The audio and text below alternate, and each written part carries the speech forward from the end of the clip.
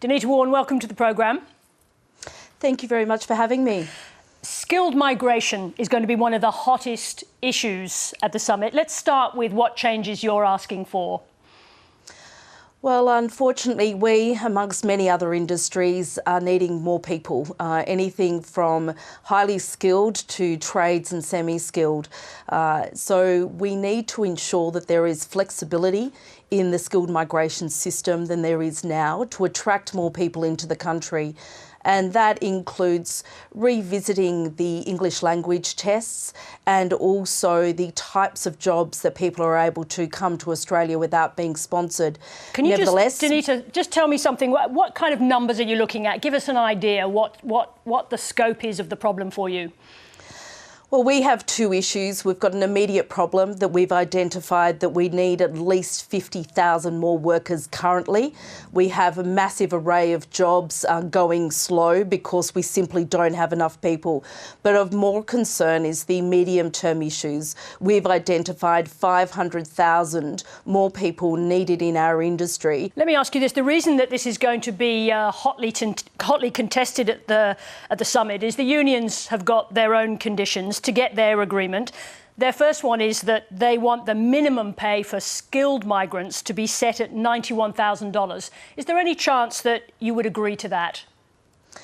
Well, from a building industry perspective, we have one of the highest rates of wages in the country, so it's not as big an issue for us. The current rate is around about $50,000. We acknowledge it may need to go up, but we also need to understand that there are a range of industries that are having just as many problems as we are that don't have those wage rates as high as the 90,000s, and yet they're still having problems getting people. So we need to understand what the needs are of industry, be mindful that we need appropriate safeguards, but at the same time recognise that if we inflate wages unnecessarily, then of course inflation goes up even further than what we're experiencing now. One of the other arguments is the unions are demanding automatic union membership for skilled migrants. Would you accept that in order to get the union's support for a big increase in migration? Simple answer is no. We believe in freedom of association. But there is nothing wrong. This is an opt-out system. It's not compulsory, just to make that clear. It's if the people coming in are offered the opportunity to join a union and they want to opt in, then of course that is their prerogative. But we would not accept an opt-out system that is against the fundamental freedoms of association laws that we have in this country. There is agreement before this summit that the system for negotiating wages and conditions is broken, especially for small businesses. So why are you opposing small businesses having the option for multi-employer bargaining, that is, grouping together with multi-employers to get a better result? There's no doubt that every single person involved in industrial relations in this country understands that the enterprise bargaining system is broken, but it is broken predominantly for small to medium-sized businesses. And we see firsthand in the construction industry what happens when you are forced to have or strangled to have an agreement that does not suit your workplace. The Council on Small Businesses said that they will only proceed with an agreement if it's not compulsory. So it's not a question of strong arming, it's a question of if this is something that employers and workers want. Well, we haven't seen the detail of the suggestions by COSBOA and the ACTU. And I should just say, I'm sorry to interrupt, but just for the sake of our audience, COSBOA, that's the Council of Small Businesses. Just trying to help people with the acronyms at this moment. That's right. You'll hear a lot of those in the next 2 days. COSBOA, most importantly, does not represent any of the small to medium-sized businesses in the building and construction industry. We're the largest number of small businesses of any industry in the country.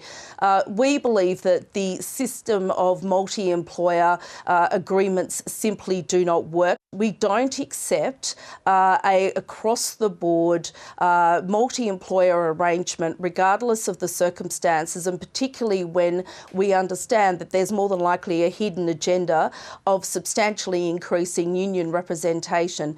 our members know firsthand that they are strong-armed, they are bullied into enterprise agreements as we currently speak. There are people today accusing the Council of Small Business of betraying the business community. Do you condemn that sort of language and attack? Well, I think it's disappointing that they have gone out without consulting the other employer groups, but they are entitled, as any of us are, to go and discuss issues. I think it's important to recognise they are only representing a small component of the small business community, not the entire small business community. And the rest of us, who do represent a large swathe of small business, will be there attending the summit over the next 2 days to put our views forward. Are you concerned you're going to find yourself in conflict with a union push to increase membership through this summit? Is that what you're worried about? Unions have every right on every day to increase their membership, just as we do as a member-based organisation. What we dispute is putting in mechanisms that means that there is an automatic right for people to be signed up as a member, or people are bullied into being members of unions. So if it's voluntary, that is very important. If it's voluntary, you would support it?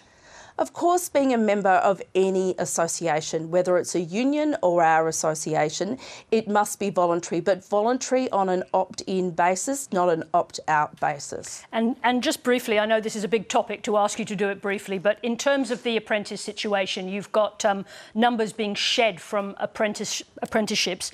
What are the primary obstacles to improving that? To improving that situation? Do you need more government money going into apprenticeships? We welcome governments of supporting apprenticeships and giving employer wage subsidies, for example. At this stage, we don't have additional funding to ensure apprentices complete their apprenticeship. One of the problems we have at the moment is that there are so many options far better paid for someone, for example, in their final year of an apprentice to go and work full-time rather than complete their apprenticeship. I would hope there's ways and means of trying to resolve that problem and potentially give them a win-win situation in which they can go and get higher wages, but still at the same time look at a longer-term option to completing that apprenticeship. So there are issues that there is going to be agreement on tomorrow, certainly around apprentices, certainly around skill shortages, and certainly around migration. But of course, the devil is always in the detail. Denita Wawn, thank you very much indeed for taking the time to join us this evening. Thank you. Absolute pleasure. Thank you.